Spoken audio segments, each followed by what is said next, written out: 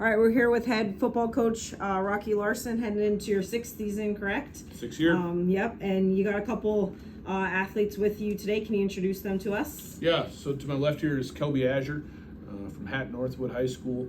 Played for NDSU for 1 year and transferred back to Mayville State. He's going into his 3rd season, going to play receiver.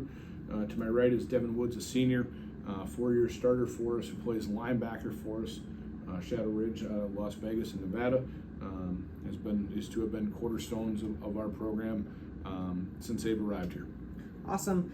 Let's first start out, Coach, with some coaching staff updates. I know you've had some changes. Can you talk about who those new faces are and who has departed? Yeah, I think the first one is Kyle Otenero. Took a new job at NAI. Kyle's been with us for 4 years. He was a staple of who we were and how we did things. One of my close friends I stay in contact with still to this day. Check in with him, and a close family friend of ours. Him and his Val and the kids are awesome. So sad to see him take a new opportunity, which opened an O-line vacancy, which our defensive line coach, Scott Olson, moving over to that side of the ball. Gonna coach the O-line. Jack Mullins coming in. He's coaching our running backs. And then hiring John O'Grady. John O'Grady's a great story, going into his 50th season. Coach O'Grady recruited me at 18 years old. It's the first time he's ever, and he'd tell you, came in to recruit me to coach. He said I couldn't play quarterback, couldn't play corner, I couldn't play football at all, but I could coach with him. So I was fortunate enough to be able to coach with Coach O'Grady for a year, and he was one of my biggest mentors. And having him try to learn a new offense has been a little bit difficult, but we're getting there every day, and love the energy he brings after 50 years of doing this. Defense side of the ball, Isaac Thompson coming in to coach defensive backs from Jamestown. Done an incredible job, promoted him to full-time this summer. And then we're fortunate enough to hire Tim Salmon, come on and help us. Tommy Enerson and Andrew Rolfs helping with the equipment, film. They've been doing a great job. Tommy and Andrew have been part of the program the last 2 years as volunteers, and now they get the promotion they very well deserve. And Tim Salmon, he's got a great mind for football. Obviously, the Comet fans know him and his time playing here. So really looking forward. We got our staff in place. We got a good group every day that goes to work and coaches our kids really hard, and they love our kids and do a great job with them every day at practice. And Coach, how would you describe your outlook for the upcoming season? Yeah, we're trying to. We have 144 kids in fall camp and trying to piece together exactly what it looks like. And our motto in this fall camp is we want it to be the most competitive fall camp it's been. We got sitting in the offensive and defensive meeting rooms this morning. We have 17 different starting jobs open right now, including the one I'm sure everyone wants to talk about, the quarterback position. And we've got four-headed race going on there right now. But we want to be competitive in everything we do in this fall camp, and we want to find a way to start 1-0 at home. I think that's the biggest thing. Is we're going to take this thing 1 week at a time, one trip at a time, one whatever it might be. I tell you, but right now our goal is find a way to get ready for Judson. Obviously, with the new coaching staff down there, Coach Flynn's done a great job everywhere he's been. He's a great leader. I've talked to him. They've put together a really nice staff. So trying to figure out what they're going to do and how they're going to attack us. That's our priority right now. But season outlook, we got to figure out who can play for us. We got a lot of young kids, and we have some older kids who haven't played a ton of college football that we want to figure out where do they fit in our program, and let's make the most of who we are. And I think we got to replace 8 starters on defense. So we got to keep trying to figure out who those guys are going to be every day in practice, and got to replace a quarterback. Got to figure out who that's going to be. Awesome. How does entering the Frontier kind of shake up travel and just what you guys are used to? What are you looking forward to, and how's it going to be different? Yeah, sat down this summer. I'm really glad. The first week of June, I sat down and said, I'm going to plan all my travel. And first travel trip I had to plan was Concordia Moorhead. That was 45 minutes on a bus, 1 meal. That was good. Second trip I planned was Valley City. That was 1 meal. And then a flight to Simpson, and that took me 2 weeks. We got 11 meals in California. We're going to have 2 layovers. We're going to stay in Sacramento and then drive 3 hours up on game day to Reading. These guys don't quite know it yet, but we got 11. We have to take them out to 11 meals. We got to do study tables. We got to do test work. We're going to take them to a minor league baseball game while we're out there.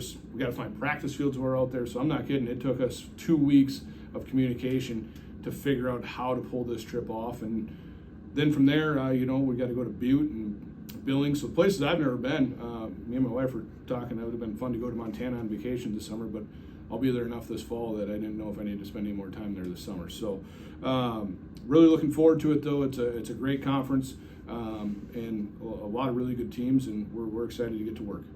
Awesome. Well, my office is right in the corner with those big windows, and every day that I sit in there this week, I've seen player after player come. It seems like there's a never-ending line of your athletes coming in. So can you talk about how many recruits have joined you this year? I know you lost 36 or graduated 36, excuse me, but how many new faces do you have? And talk a little bit about your class. Yeah, we only lost one to the transfer portal, receiver transferring, wanted to get closer to home. Everyone else, for the most part, came back that had the grades. Ended up graduating 36. We signed 64. The goal in the retention world is if you can graduate half that class, that's a really good class. So 64 is the number. It's probably a little big, but so far it's been really good with how we're practicing. We've had to restructure things. Offensively, we've signed a few kids that really looking forward to. Isaac Foland, a University of North Dakota transfer offensive lineman. He's going to anchor that down next to Aaron and Daniel. Blaine Smith, running back, Stephen Argyle, 9-man. He's come in. He's been really impressive these first couple days. He's a big back who can run. Had a great high school career, and it's translated really well over. Hunter McGorry, a tight end kid that we signed out of Las Vegas, another kid with high upside. Defensively, A.J. Jones from Dothan, Alabama, first kid we've ever had from Alabama. He's come in. He's been a great surprise. Can run, jump. He got a chance to play for us as a freshman. Same with Avery Rodriguez. And then we signed a bunch of kids out of Horace. Blake Johnson is Blake's one of the first ones that comes to my mind. He's got all the ability in the world at linebacker, and we're going to continue to do that. But signed 32 North Dakota kids this class. That's a big piece of we wanted to get back to winning the local backyard and get the best kids in the area to stay here and come to Mayville State. Well, that's great. We're going to kind of switch to Kelby and Devin now a little bit. What are you guys most excited about with the new conference? Being able to play with this conference, as Coach Larson mentioned earlier, this is the SEC of the NAIA, and just showing week in and week out that we belong in this conference and proving ourselves right off the bat. Yeah, I would agree. The competition is definitely a big change from last conference, and it gives us an opportunity to showcase what we can do and just prove that, like Kelby said, we belong. Awesome. Well, can you describe how spring ball went and some things that you're seeing were carried into now fall camp from that? Spring ball was good. Same offense, just continuing to up the tempo each and every day, and then translating now into fall camp. As Coach Larson said, getting bumped out to receiver, learning those roles while still being a leader on the offense. It's an everyday process, and we're excited to show what we can do on Thursday night. Yeah, graduating 36 guys last year, having to, have a big change on the defensive side. But I think spring ball, we really tried to lock in and get the younger guys up to what we've been doing. And, carrying over to this fall camp, it's shown, that over the summer they went home and, they did everything that they possibly could to get up to speed. And I think we're going to really have a good season because of what that portrayed. So you guys mentioned that 36 number of all those guys, and a lot of those guys are really impactful for you. What would you say that you guys now, you're upperclassmen and you're in big roles again this year, what would you say that, you guys are doing for your culture, and what are you guys expected to do as leaders from your coach? Go ahead. I think we really are just trying to keep the standard and protect it, from those 36 guys that were here before us.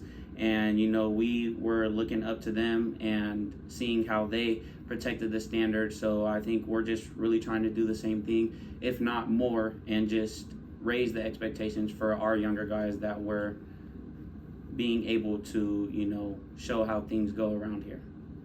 Like Devin said, being able to raise the standard each and every day, holding everyone to a high level of accountability, but also showing that you still love the guy next to you, you're still there for them, like you're helping them in and out of meetings, practice, you're helping them, but them knowing that you're going to hold them to the highest standard possible, but at the end of the day, you're there for them. Right. So, what do you think is going to be the biggest key to having a successful season overall? Just playing as one, playing as a team, honestly. Coming in and out of practice, working every day, just working together is really what's going to bring us together and have us playing as one rather than 11. Yeah, I think just trusting everything, that we're doing on the practice field, everything we're doing in the meeting room, and just everything off the field wise, just staying together and just learning more and trying to improve every single day. I think that's going to carry us a long way this season. All right, Coach. Well, we mentioned that your home opener was August 28th against Judson, 6 p.m. And then you hit the road for 3 weeks, right? And then you come right back, and we have one of the biggest events on campus, Farmers Bowl. Do you want to talk a little bit about that and a little bit about tailgating? Yeah, I think one thing we did when we have so many local kids, we had to expand our tailgating this summer. We took it from 16 spots to 40 spots. I believe we're already halfway full with tailgate opening last week. So if you're still looking for a spot, please reach out to Leah Larson. I encourage any new freshman parents or any Comet supporters. That tailgate's an awesome environment. I know our kids appreciate having people out there. It's a great way to celebrate Comet athletics and Comet football, and it's a great family event. So if you're looking for something to do on a Saturday afternoon, make sure to swing down. And I think there's one other thing that Concordia-Moorhead game, getting to be able to play a team locally. That game we're really looking forward to as well, being able to go down to the Fargo-Moorhead area and be able to play a local game. And I think we'll have a good turnout of Comet supporters down there as well, week 2, and open their stadium up with the lights. And Coach Rand's done an incredible job with that program. So I do want to mention, with all the long road trips we do have this year, we do have the local one there week 2 to be able to see some Comet supporters get down there. All right. Well, you guys got anything else for us? Good to go? Nope. Looking forward to seeing everyone out at Jerome Berg August 28th, and go Comets. All right. Well, thanks, guys.